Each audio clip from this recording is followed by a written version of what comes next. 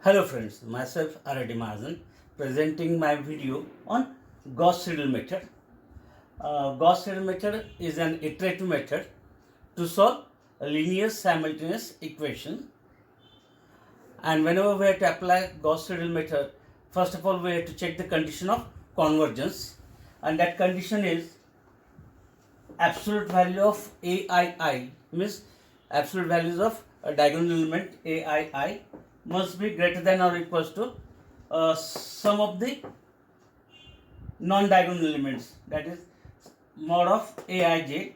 J changes from 1 to n with the condition j is not equals to I for all I, means for all equations this condition must be true, that is absolute value of diagonal element, means a11 is the diagonal element in the first row, a22 is the diagonal element of second row, and a33 is diagonal element of third row. That must be greater than or equals to sum of the remaining elements in that row for all I, means for all the equations. And mod of aii, absolute value of aii, again absolute value of that diagonal element, is strictly greater than sum of the remaining elements for at least one I, for at least one row. If this condition is true, then only we can apply that Gauss Seidel method, or we are able to get the solution of that simultaneous equation by Gauss Seidel method. If condition is not satisfied, we have to rearrange the equations to satisfy that condition. Let us see the procedure of Gauss Seidel method, and for better understanding or clear understanding, watch the video up to end. Let's consider three equations in three unknowns. Equations as a11 x1 plus a12 x2 plus a13 x3 is equals to a14, first equation. Second equation as a21 x1 plus a22 x2 plus a23 x3 is equals to a24. And third equation a31 x1 plus a32 x2 plus a33 x3 is equals to a34.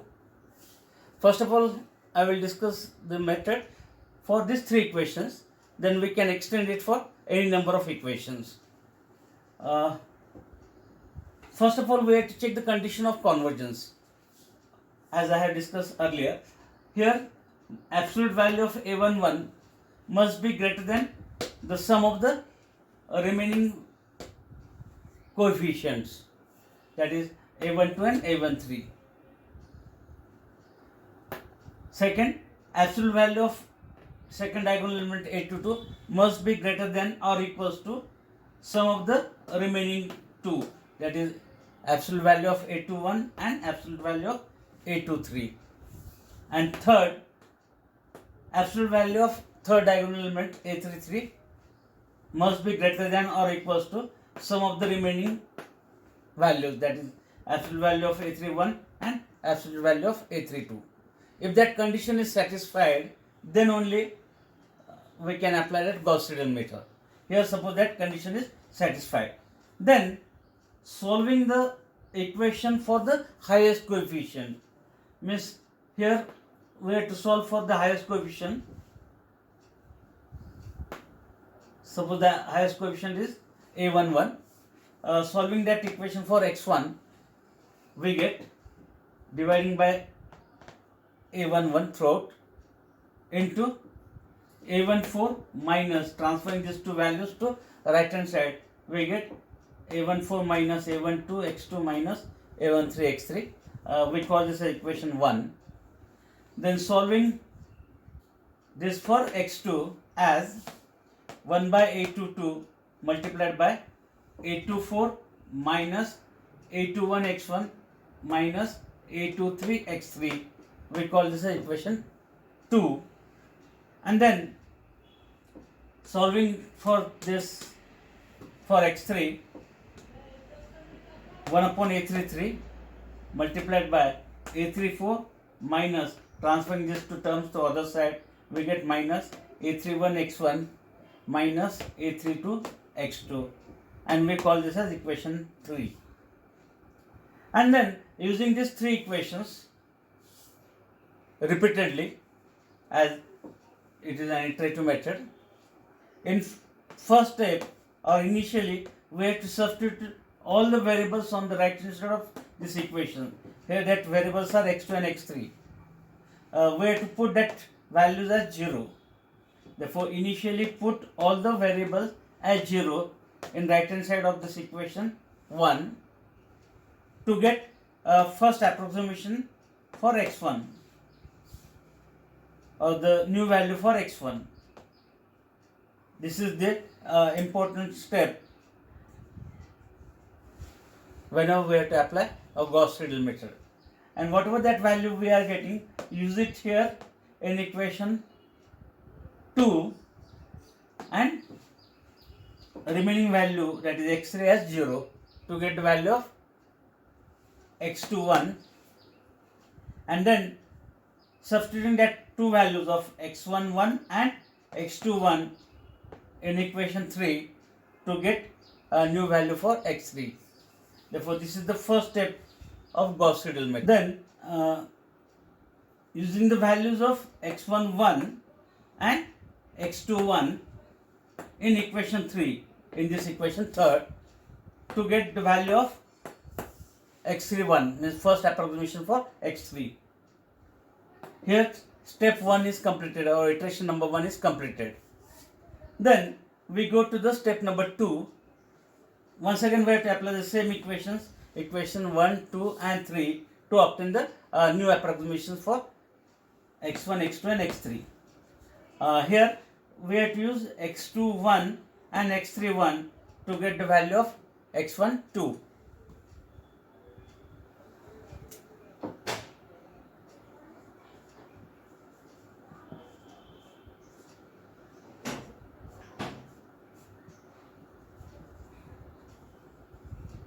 We use the value of x11 and x21 in equation 1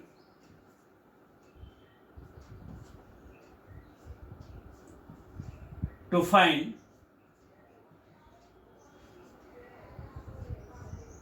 x12.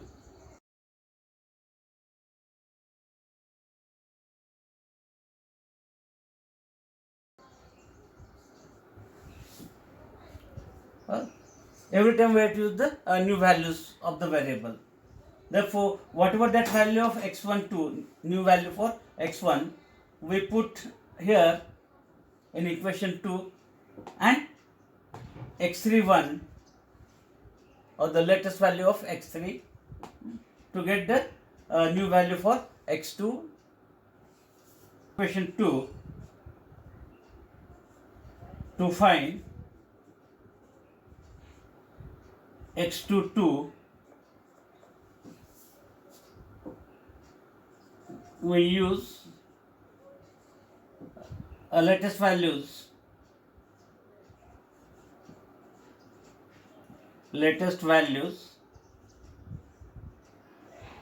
of the variables on the right hand side. Latest values of x1 and x3. That is, latest value of x1 is x12, and latest value of x3 is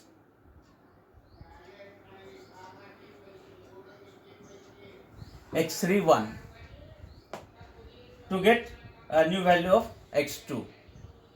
Then from third we find the new value for x3 as, using this equation 3, by substituting new values of x1 and x2. New value of x1 is x12 and new value of x2 is x22.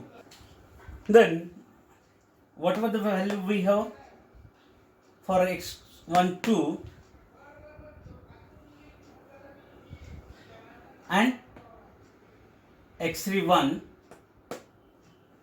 we put in equation 2 to get a new value for x2, or it is x2 2, and whatever these two values for x1 and x2 we put here in equation 3 to get a new value for x3. Here iteration number 2 is completed, or step number 2 is completed. Then we have to repeat the steps again and again till we get two successive values of x1, x2 and x3 are nearly same or equal. If we get the same values, then we can stop the iterative procedure. Repeat the same procedure till we get two successive values as same or nearly equal. This is the working rule or working procedure of Gauss Seidel method. In my next video, I will discuss the first problem on Gauss Seidel method. If you like my video, please share it as well as subscribe to my channel to get a notification for my new videos. Thank you.